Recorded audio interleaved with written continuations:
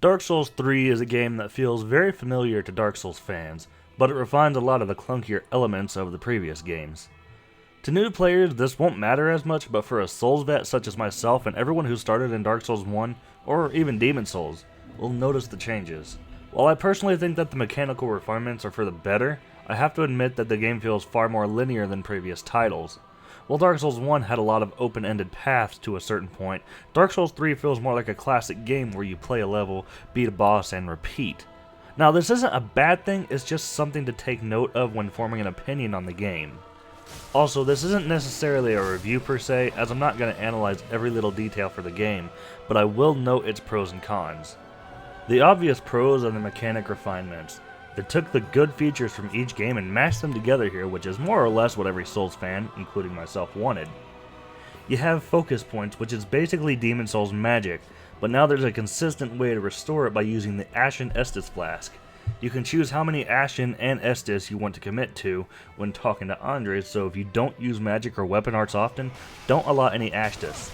Speaking of weapon arts, this is another great mechanic that adds depth to melee combat that none of the previous games had, where each weapon type and unique weapons have a skill applied to them that does unique things such as guard breaks, cuts through shields, or temporarily increases poise or damage.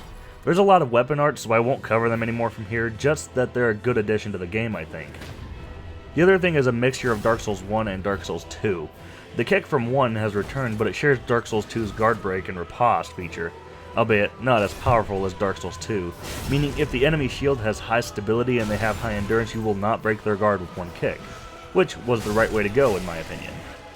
Parrying this time requires a lot more skill and better reaction speed, as there is a delay when parrying now. Slower than Dark Souls 1 but faster than 2 from what I can tell. I could be wrong though. One other thing I want to mention is the covenants and how much easier it is to use them this time around. Obviously on screen I don't have any other covenants at the moment, but if I did, I could just swap them out like they're an inventory piece. And from what I can tell, the only time you can't change it out is when you're in active online play, which means you're either invaded or you're partaking in jolly cooperation. These are just some of the good things about the game, but there are some negatives that I want to get into as well. Some of it may be nitpicking, but I think they're worth noting nonetheless. First of all, the PC version of the game does not support PS4 controller support without the use of DS4 or similar software, which bothers me because DS4 can be unreliable at times.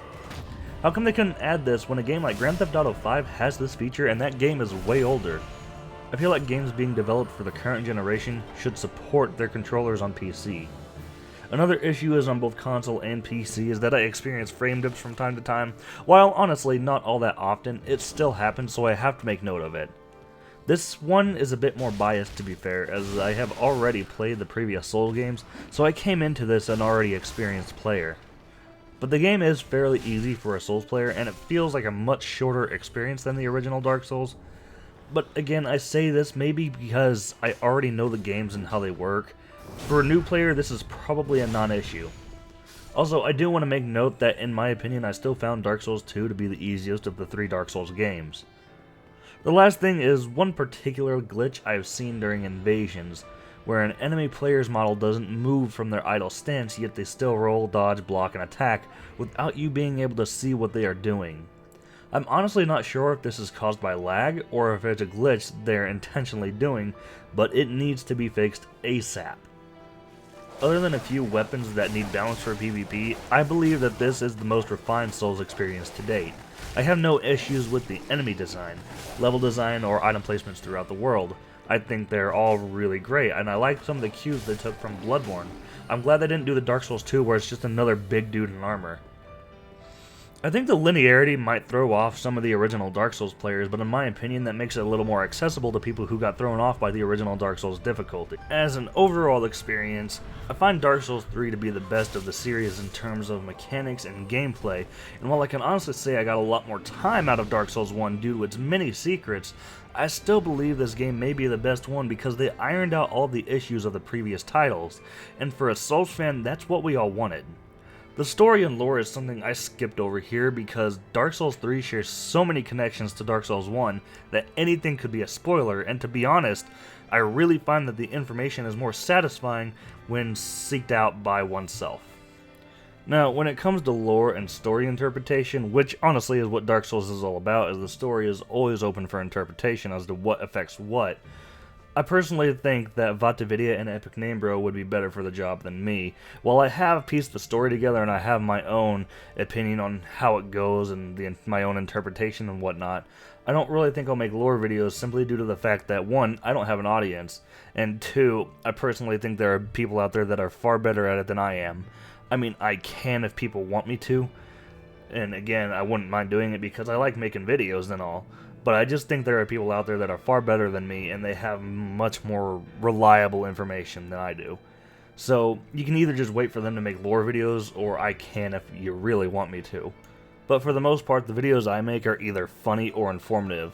I can make lore videos, but I really don't think I'll get an audience from it simply because of the fact that there are people out there that are far better than I am. Anyway, the short version is I'm really loving Dark Souls 3, and I think it may be the best one in the game. Give it some time before I really finalize that opinion, but at this current point in time, I do think it may very well be the best one. Alright, if you guys like this video, please leave it a thumbs up, and if you like the content I'm uploading, please subscribe to my YouTube channel. Thank you guys, and I will see you in the next video.